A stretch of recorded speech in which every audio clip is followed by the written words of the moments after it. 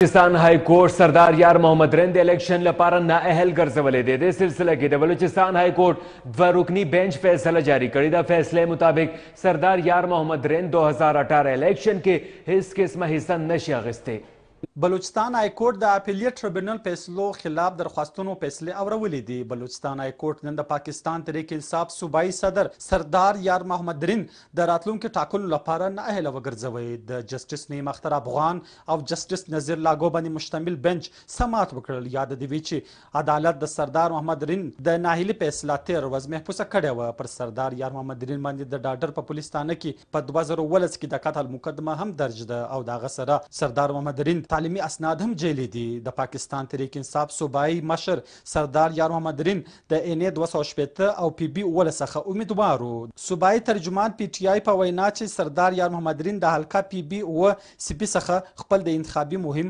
آغاز شروع کوي. بل ورته بلوچستان هائی کورټ پخوانی وزیر فائق جمالي هم د جیلي ډیګري پر بنیاد باندې د راتلونکو ټاکنو لپاره نااهله وګرځوي. د هغه سره بلوچستان هائی کورټ پخوانی صوبایي وزیر بهرام اسکزی هم د راتلونکو ټاکنو لپاره نااهله ګرځولی دی. کیمرا سلمان خان سره محب خان، خیبر نیوز کوټه.